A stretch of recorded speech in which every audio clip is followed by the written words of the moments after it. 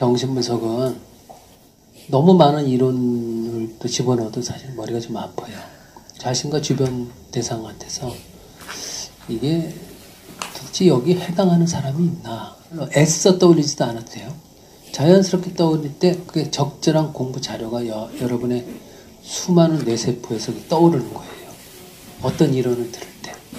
그 자료를 소중하게 한번 이렇게 활용을 해서 어떤 이론이 이게 나의 어떤 부분 이해하는 도움이 되겠구나.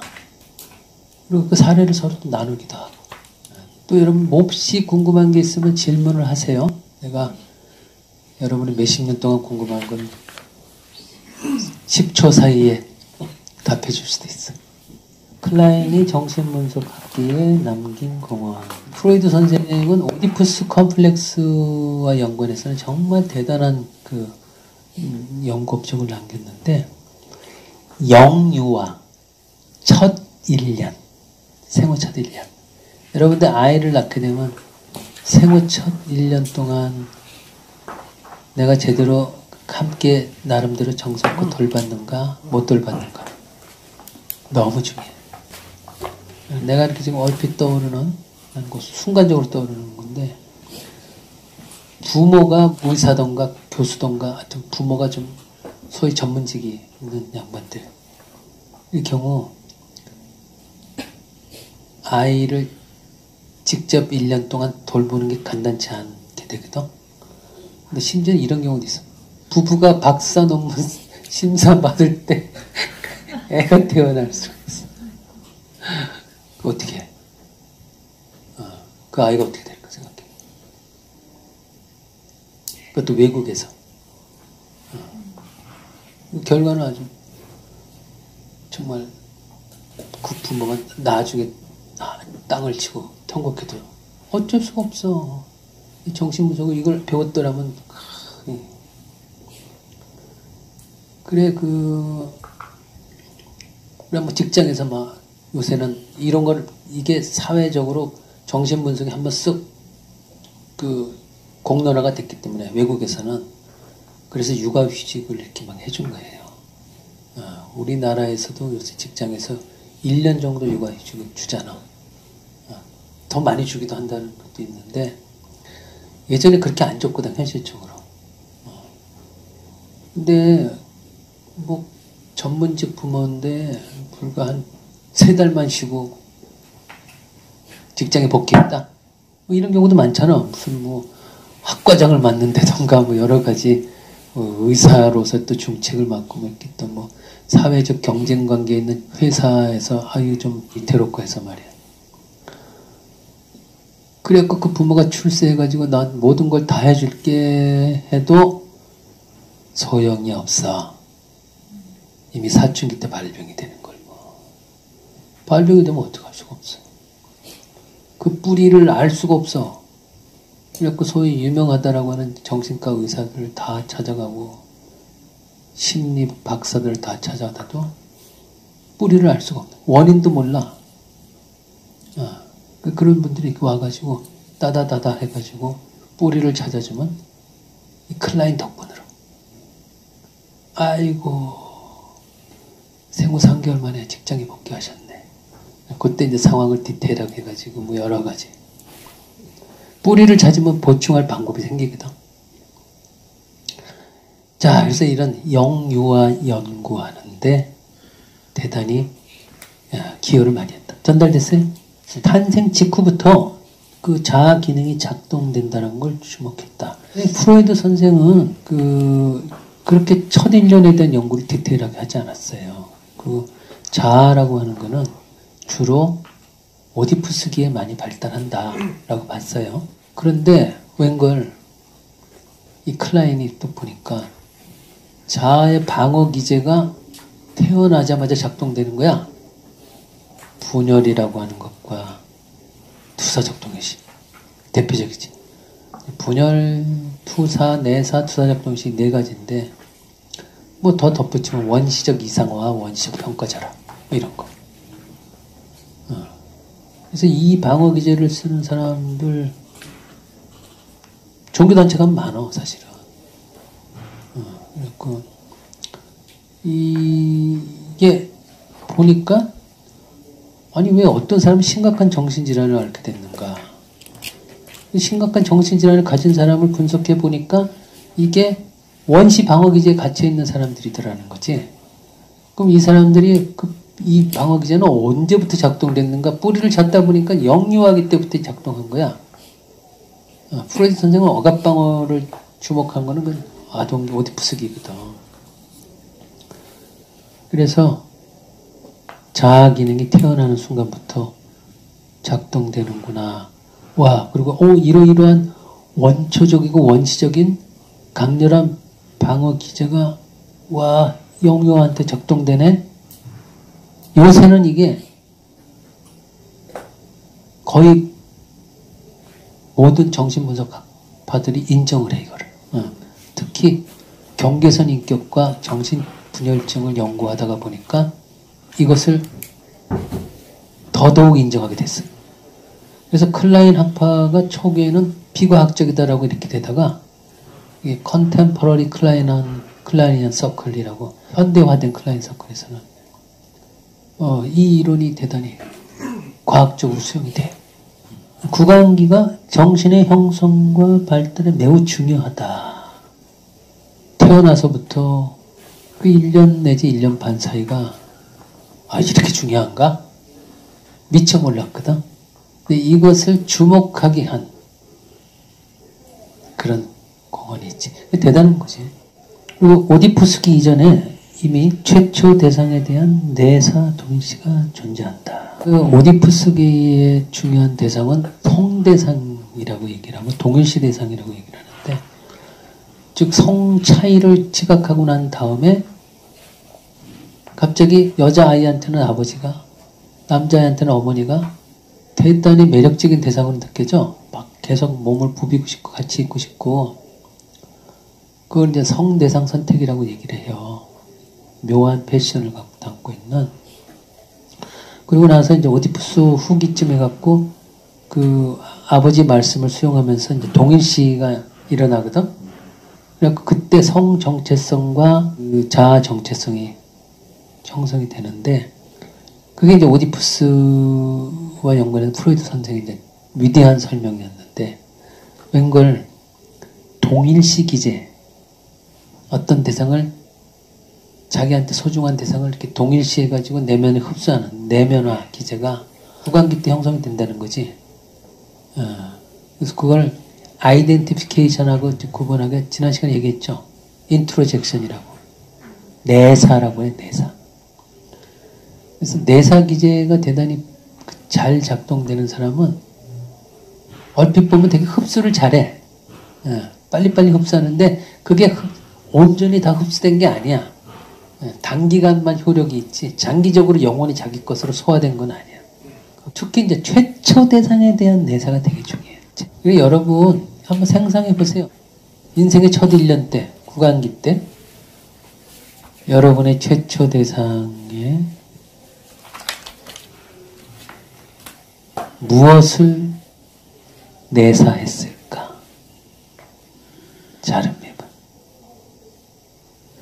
기억 안 나요, 여러분. 그게 자릅니다. 그건 알 수가 없어. 왜냐? 그때 내사된 그 대상이 여러분의 에센스를 이루고 있는 내적 이너 오브젝트예요. 그게 여러분의 성격에 핵에 그게 있어. 보이지 않아. 그게 여러분 자신이야. 무엇을 내사했는가 알려면 여러분 자신이 어떤 사람인 걸 알아야 돼. 무슨 말인지 알아? 그리고 어떤 사람은 누가 가까이 오면 저 사람이 나한테 뭔가를 뺏으려고 하는구나. 해가지고 막 공격해대고 비난해대고 가까이 오지 못하게 만들어. 그런 사람은 첫 1년 동안에 어떤 최초 대상에 어떤 모습을 내사했을까? 자릅니다. 어떤 대상은 누군가를 보면은 되게 흥분스럽게 좋아하는데 막상 다가가면은 갑자기 거절을 해. 그 관계를 깨뜨려. 좋아하다가 철수하고, 좋아하다 철수하고. 그런 사람도 있어. 그것도 다 최초 대상 관계에서 내사된 어떤 대상, 내적 대상 때문에 그래. 판타지 때문에 그런 거. 여러분 안에 어떤 최초 대상에 대한 동의시가 있었는가, 내사가 있었는가는 여러분 자신의 성격을 보면 알 수 있어요. 그 다음에 이제 초자론도 바뀌었어요. 그래서 그 프로이드 선생은 초자는 오디푸스기 후기에 생긴다 그랬어. 아버지의 말씀을 수용하면서 아버지를 이성화 대상으로 동일시하면서 그게 초자를 형성시킨다 그랬어. 초자의 어떤 오리진은 아버지 말씀이지. 그래서 그 아버지 말씀이 그냥 개판으로 느껴지고 하찮게 느껴지고 그래가지고 아버지같이 안 느껴지고 그래서 그걸 내면을 하지 않은 사람은 초자가 형성되어 있지 않게 돼. 무슨 말인지 알아? 사회에서 이거는 법규를 지키시고 이거는 대단히 중요한 거니까 룰을 지키세요. 그런 게 어딨어. 다 웃기는 거지. 다 웃기는 거야. 타인이 피해를 봅니다. 웃기지 마라. 듣기 싫어. 이렇게 돼. 그런데 이 초자는 되게 이제 사회가 요구해주는 사회생활을 하는데 꼭 필요한 타인을 배려하고 자기 본능을 함부로 분출하지 못하게 하고 이런 억압기제와 연관된 초자거든.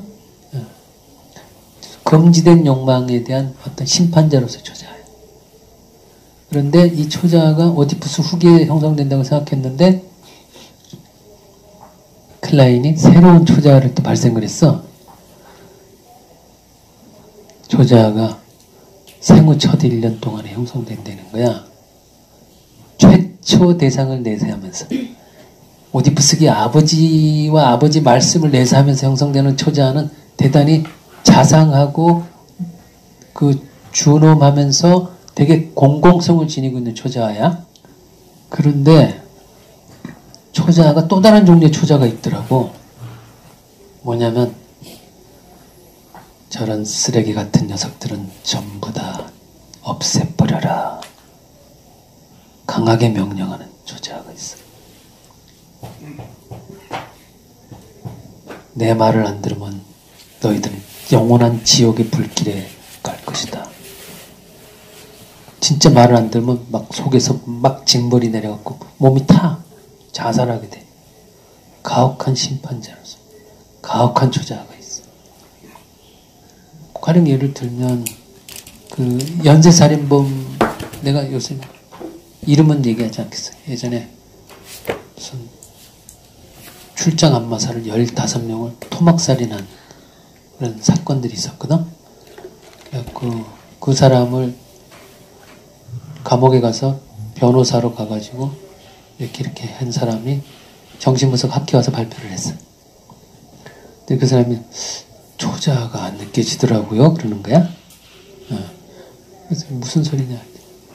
나는 마땅히 해야 할 일을 했는데 내가 뭐가 잘못한 거냐 이렇게 얘기를 해. 무슨 소리야?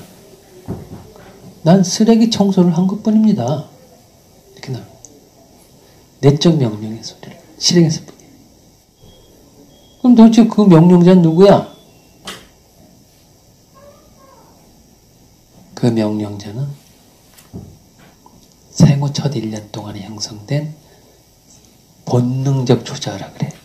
그건 이 그림을 그린다면은 이건 고급 지식이에요. 예.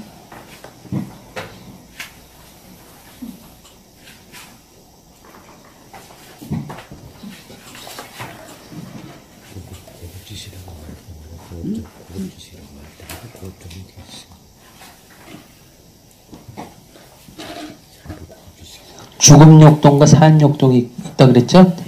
태어나서 이랬을 때 죽음욕동이 첫 1년 동안에 엄마에 의해서 적절히 정화되고 적절히 이렇게 부드럽게 변형이 돼야 되는데 엄마가 그걸 좋은 경험을 제공해가지고 엄마가 대신 아이의 불안을 이렇게 흡수해서 소화시켜주고 이 역할을 하지 못하면 이 죽음 욕동이 활성화돼서 어디로 표출이 되냐면 이렇게 표출이 돼.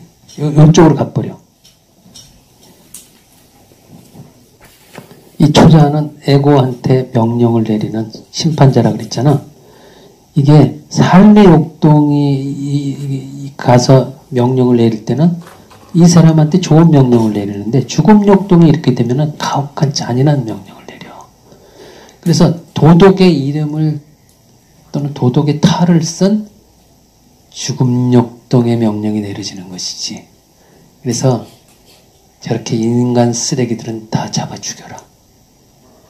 무차별 난사를. 십자군 전쟁도 일종의 저런 사람이 주동한 소위 극우파, 극좌파라는 사람 중에는 저런 사람이 있을 가능성이 높아. 극단적인 사람들 있잖아. 도덕의 이름을, 초자의 이름을 쓰고 가혹하게 사람을 죽이는 거야. 없애라, 쓰레기 청소해라, 살균 처리해라, 뭐 이런 것이. 그렇게 정말 양심의 목소리라고 하는 그거는 오디푸스기 형성되는 그런 초자하고, 이거는 소위 말해서 가혹한 초자라 그래. 다른 말로 이드적 초자. 이거를 사실은 실행하는 사람 중에 정신증자들도 있어요. 그래서 정신증자들은 안에서 이게 명령하는 목소리가 들리거든. 그래서 저는 그냥 저 사람을 찔러라 그래서 저는 그냥 찌른 것 뿐이에요. 속에서 명령이 내려가지고. 그런 것도 있어.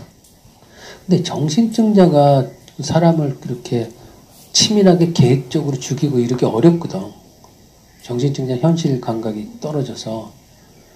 그래서 이 죽음 욕동의 활성화 초기 1년 동안에 처리되지 못한 사람들이 전쟁광으로 극우 극자에서 이렇게 일어나가지고 막 서로 죽이는 거야. 서로 죽이는 거지 그냥. 초자의 탈을 쓰고 도덕의 이름으로. 쌀벌한 거지. 이런 것도 클라인이 있기 때문에 규명이 될 수 있었지. 대단한 거. 1차 세계대전을 겪었기 때문에 이런 이드적 초자를 발견한 거.